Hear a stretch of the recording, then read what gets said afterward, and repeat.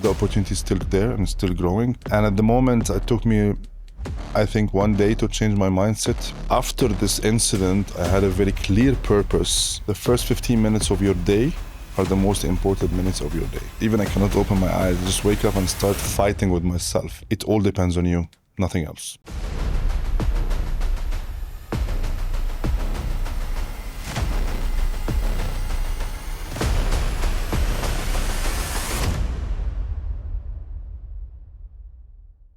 I'm Oksana Boyko, and I'm the head of a department at the University of Artificial Intelligence.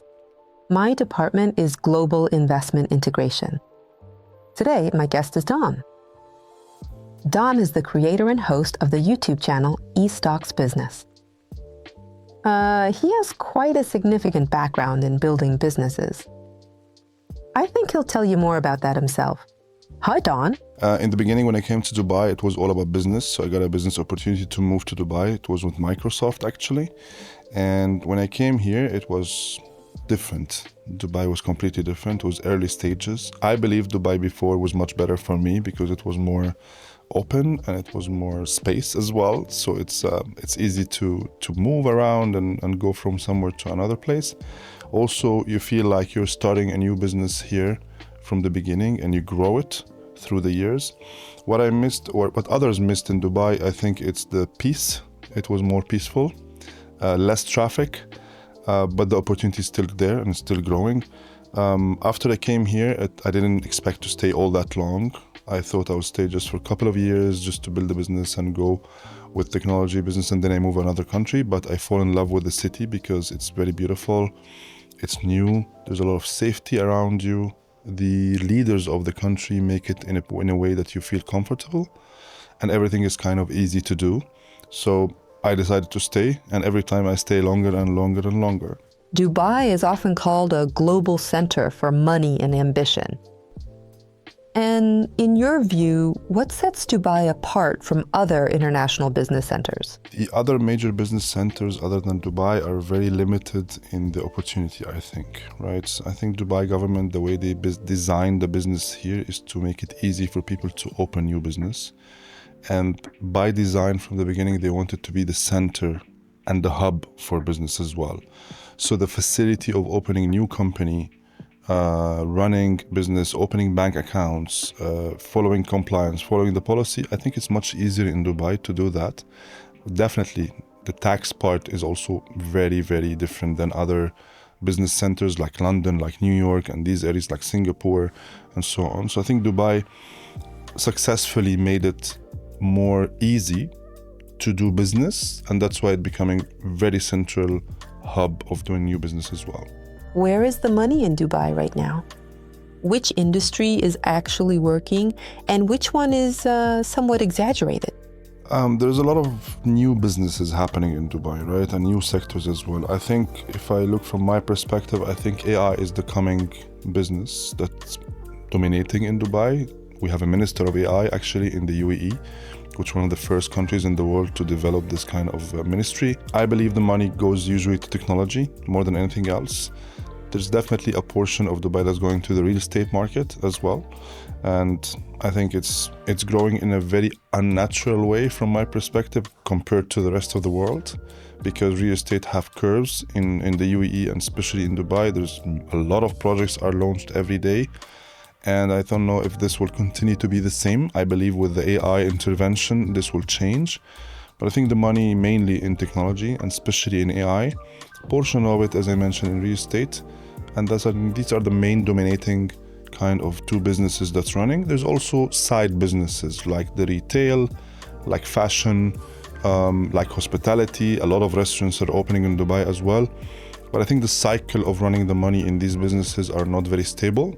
And sometimes it's a very high cost as capex compared to technology and AI. If we look more broadly beyond Dubai, which regions and countries for business do you consider the most promising for the next 5 to 10 years for business development? I think what we used to call them the developing countries are the most countries that will have more potential. So the other regions are already developed, so it's more saturated from business. The opportunity is much less, but at the same time, the rules of engagement are very easy to do because they got used to it. But if you look at the potential countries from my perspective, I think it's in our region more. So you're talking about Saudi, Qatar, Oman, Morocco, for example, is growing in a very good way, especially that they're now got the World Cup coming soon. Also in Southeast Asia, so you're talking about Malaysia, Singapore, Thailand. This area is also much developing and there's a lot of opportunities around the business. If you go further, so Australia and New Zealand, who are living alone in the end of the planet, I would say, there's also a lot of opportunities there, but it's the dynamics of doing business is different. So to conclude, I believe Southeast Asia, so Malaysia, Thailand, Singapore, the Gulf region, Saudi, Qatar specifically, and definitely on the top of North Africa between Egypt and Morocco is very big developing countries, and I think there's a lot of potential to grow there. You're deeply involved in the real estate market here. And what advice or recommendations would you give to those people who are just starting to invest in real estate in Dubai? Real estate is a very growing market in Dubai specifically, and I think it's a very unique opportunity because the amount of investments, the amount of development happening, the new projects launch is mega, right? I believe from my perspective, if you still want to invest in Dubai, you need to check on the off-plan market more. Because if you consider the number of villas, for example, and townhalls compared to the apartments and the towers, this is very minimum. So I would recommend investing in a townhouse or a small villa because the number of units is very small and that will take you to a very prime price. If you want to invest in an apartment, which can be in different locations, I believe you need to invest something close to the water. It's much more appealing than investing something close to the desert side or the sand side. I know there's a lot of opportunities, but I think Dubai Islands is one of the places that's going by the water. There's also the area between Dubai and Abu Dhabi on the water after Jabal Ali and after the Palm of Jabal Ali, all of this by the water. I think it's the right investment to think of because the growth of this area is very fast. And I think, I don't want to say guaranteed because there's nothing guaranteed in real estate. Real estate is a fluctuating market. But I think it's less risky to invest in these areas, either a villa, a townhouse, or an apartment by the water. And what do you think about investing in Ras Al Khaimah? Ras Al Khaimah is coming on the way because of the big investments, especially on a very international chains like Wynn, which will be a gaming resort. We all know that, and it's opening very soon. And for me personally, I love Ras Al Khaimah. And again, if you think about it, it's again by the water. So it's not something different. It's the same, by the water, but it's urban still, not really a lot of developers. So I think this will be growing so fast. And especially that I think it was a very smart decision to open a gaming resort there, so to attract more people.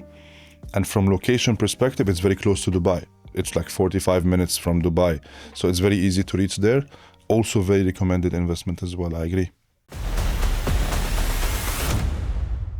You've been on both sides. You've been an entrepreneur and built a career in a global corporation. Tell me, what are the pros and cons of each of these paths? As I always say in every interview, I was definitely blessed to be part of corporates that some people just dream to pass by, like all the names I've worked for. And I think it's a big advantage to start your career in these corporations because the way you are built and trained and raised inside these organizations, especially if they see big potential in you. And from my case as leader, and they saw the potential in my leadership, so the investment was very heavy in my trainings, my education inside the company, and growing from different hierarchy positions. I think that's a huge value because you have an open mind, you have an international brain, and it builds your entrepreneurial mindset gradually. So I think that's a huge foundation that not everybody has. And I think this is, for me, again, was a very big blessing. And then it creates in my mind that you need to have your own entrepreneurial position, your entrepreneurial company, and consider yourself as an entrepreneur. And I think going from corporate to entrepreneurship is much more beneficial than starting as an entrepreneur and starting testing the market yourself.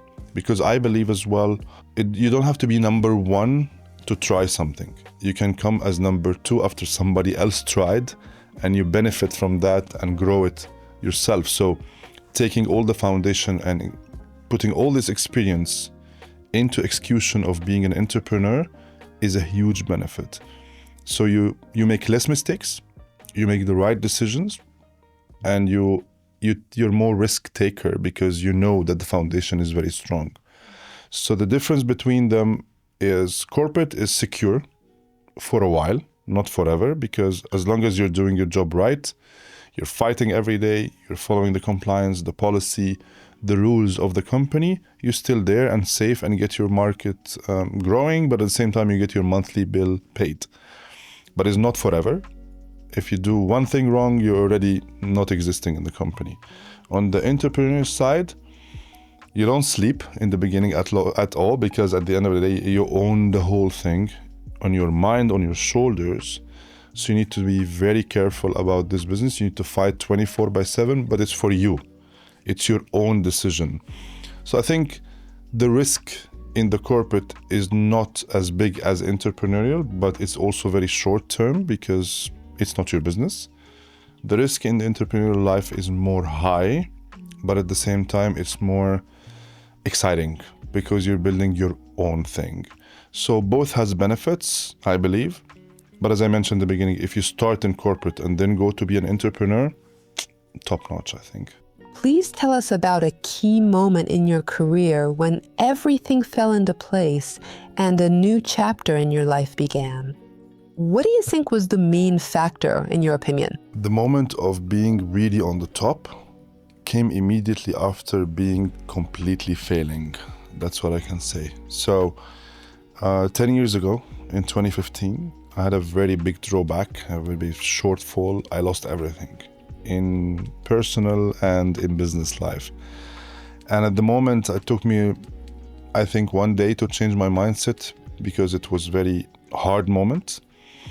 But at the same time, after one day of, I don't want to say even depression, but it was a shocking moment because you feel like everything is gone all of a sudden. But in that day, I figured out that everything before, I did it. So I spoke to myself when I always negotiate with myself. And I said, like, I did everything before, so I can do everything again. And the difference is that before, I would say it was limited goals, limited dreams. After this incident, I had a very clear purpose. And then I built a lot of dreams and goals under that. And now I don't have any limit in my mind of growing.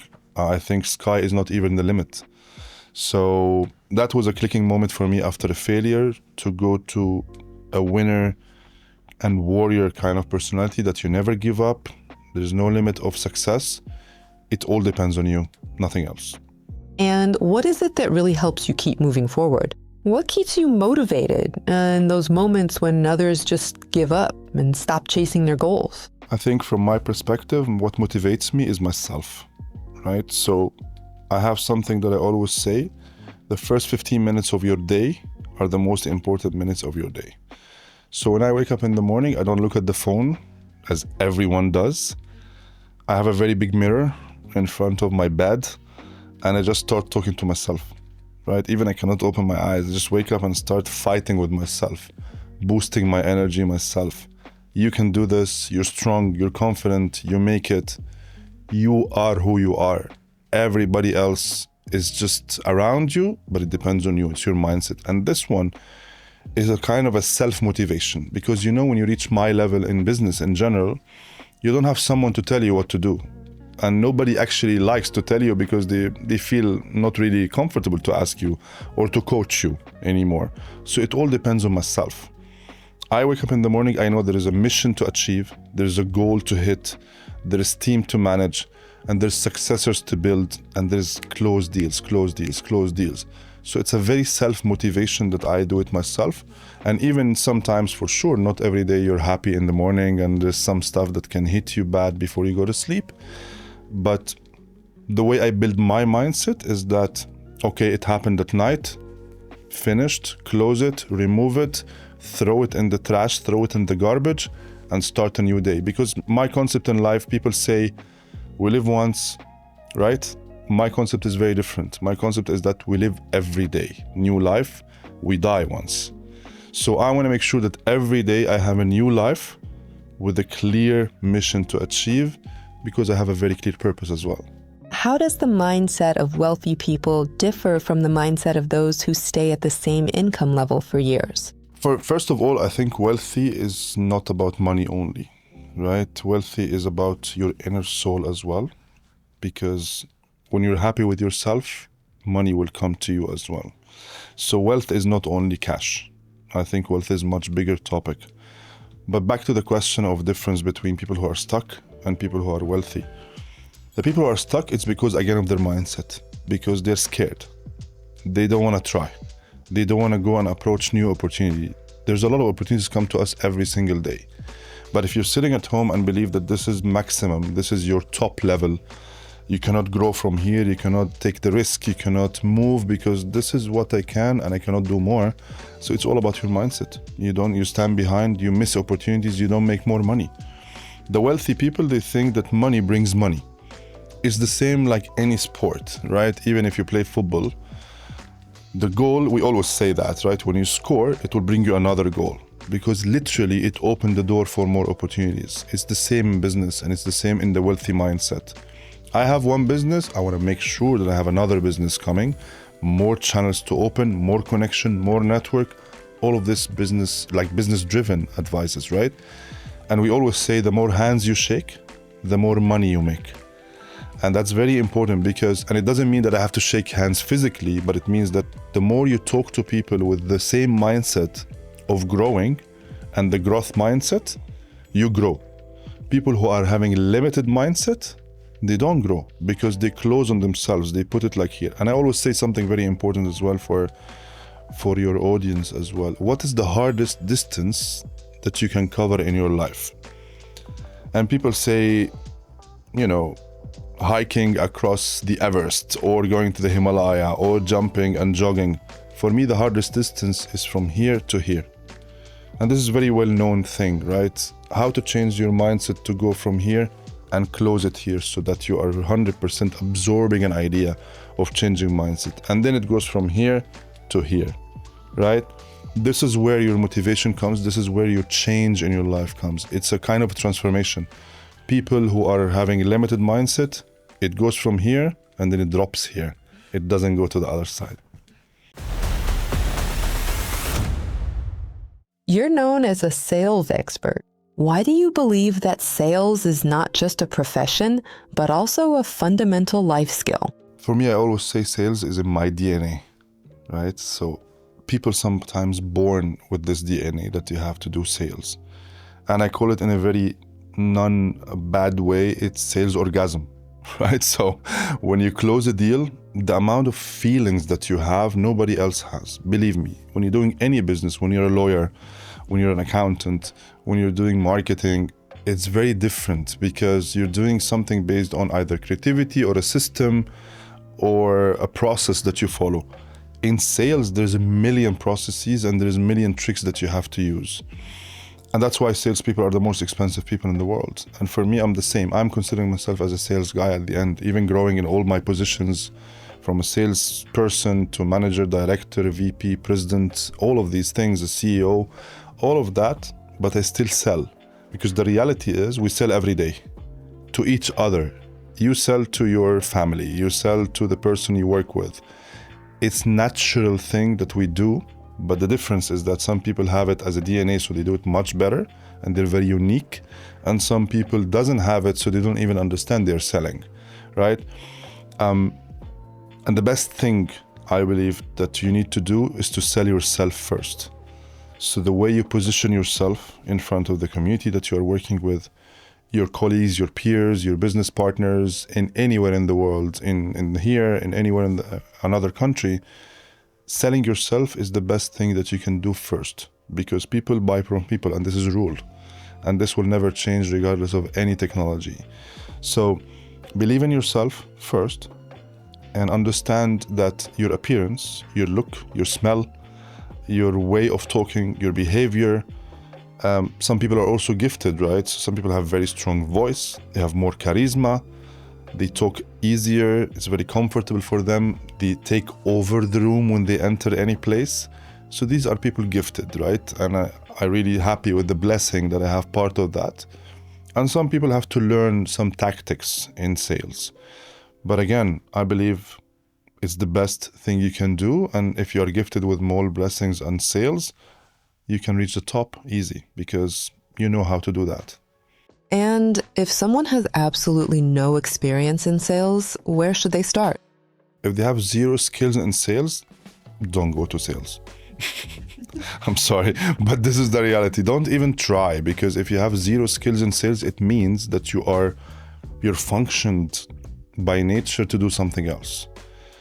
You can learn sales, but you still have to have basic skills, right? The way you talk, as I mentioned, the behavior, the attitude, you listen more.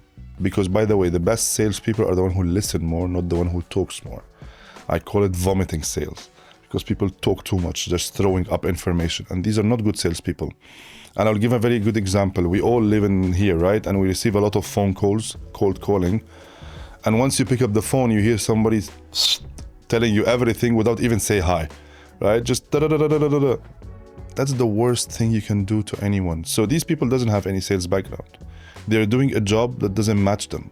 Probably, my advice, if you don't have any sales skills, don't think to do sales. It's very simple. If you have basic skills and you want to be a good salesperson, then we can work with you to develop your skills, your tactics.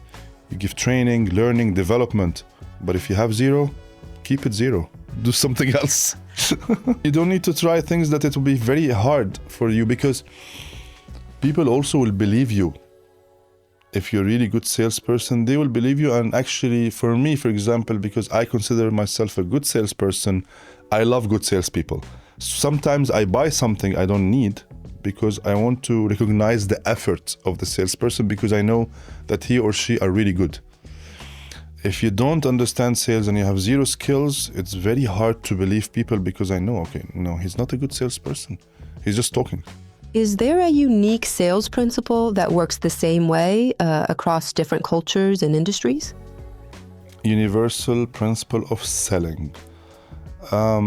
No, I don't agree on this. Again, I believe everyone have their own character, everyone have their own identity, and they need to focus on their strength, and they need to know their weakness to develop it. So there's no universal rule, but I think the major, let's say, framework or quality of a salesperson is, I mentioned, you need to listen more and talk less. So 80% listening and 20% talking. Research the person that you're selling to. And this is my advice to everyone. When you go and meet someone, if I'm meeting you for the first time and I want to sell for you something, I need to know who are you, right? Not only what you do.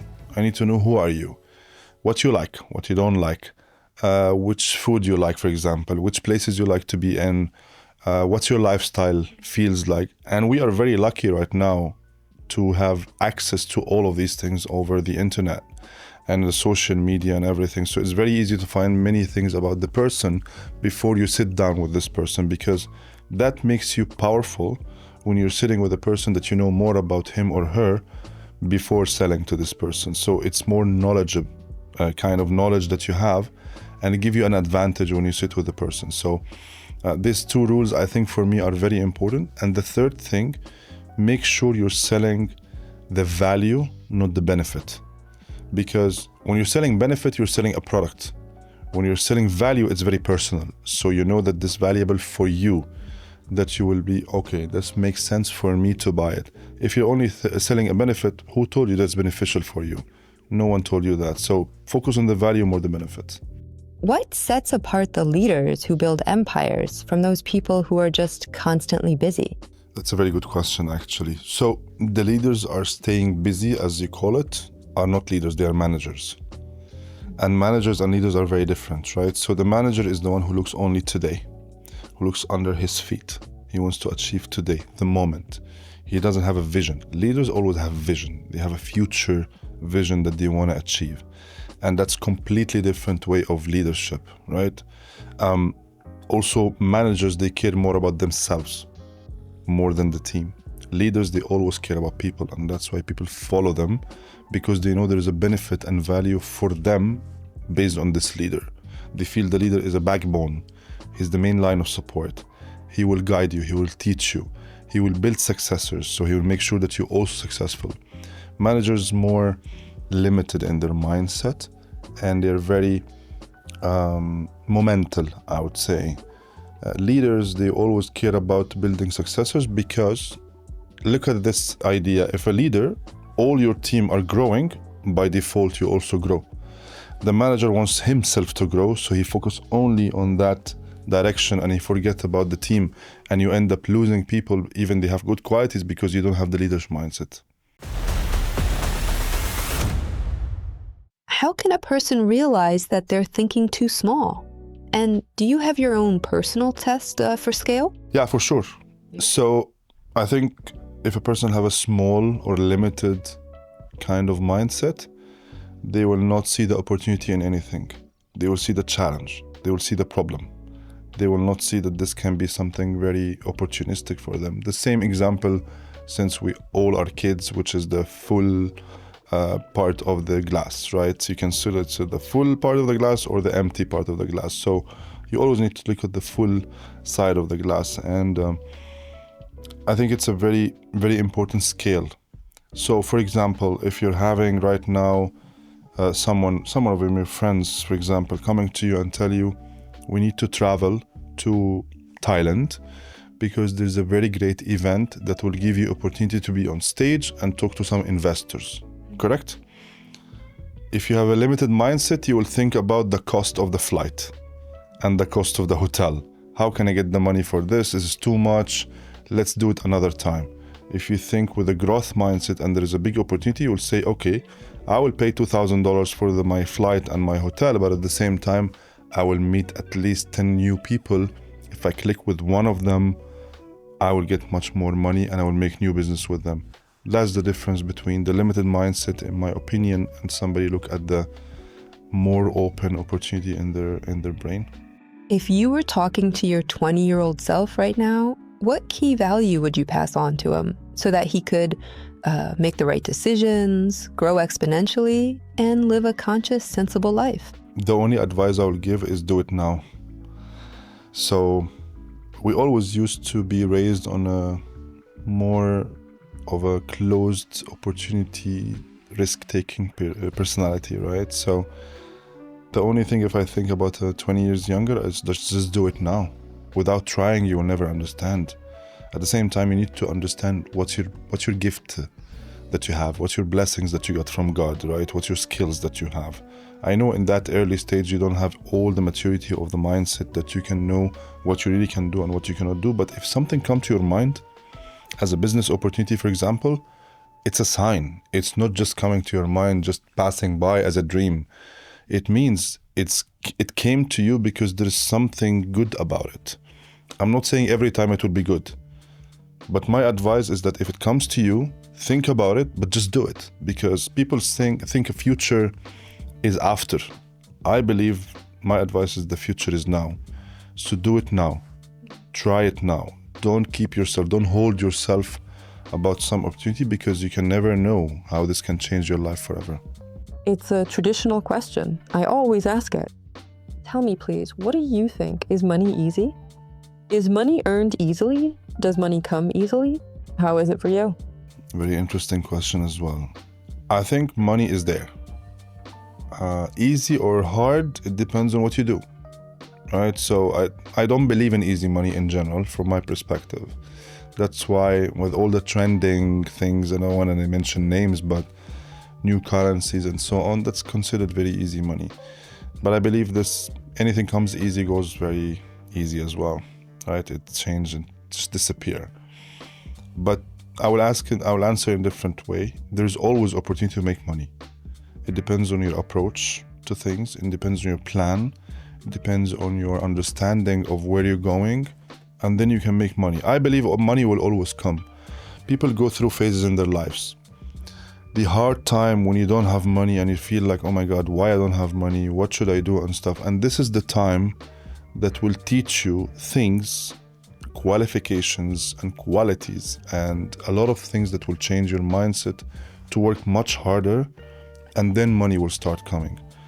The question is, if you give up, and you will never make money, because your mind is like, okay, I cannot, this is my life, and you start blaming your life.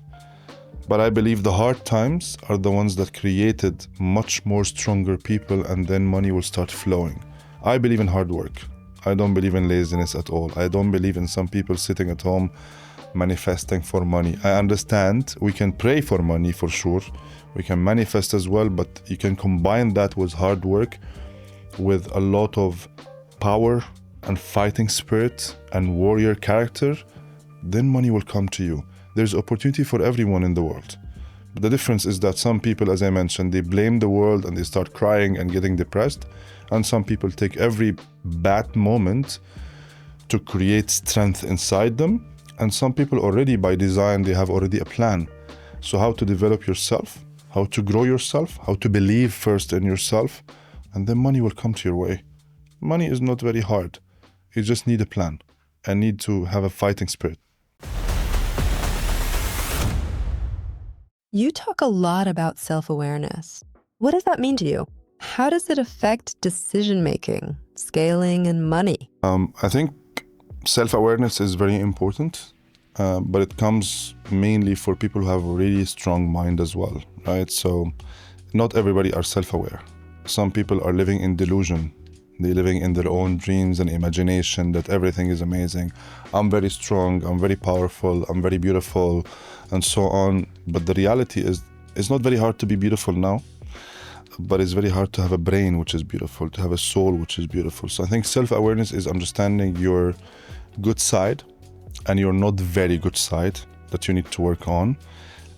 And when you understand your good side and you're very self-aware about your capabilities, your capacity, what you can do, what you cannot do, it definitely impacts your decision for money. It impacts your decision for building business. It impacts your decision even in relationships, because you have a very much more organized strategic thinking based on your awareness about yourself.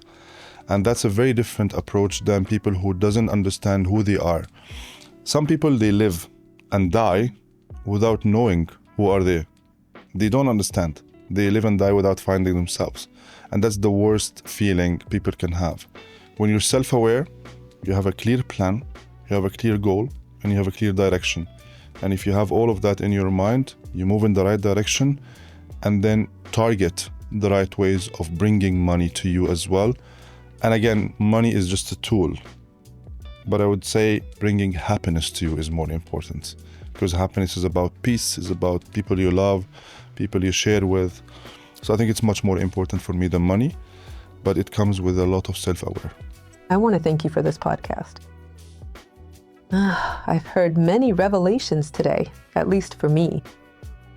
Things about money became much clearer and more understandable. And that's most valuable, because when you hear practical advice on how to achieve goals and how to reach your results from someone who has already achieved them, that's worth a lot.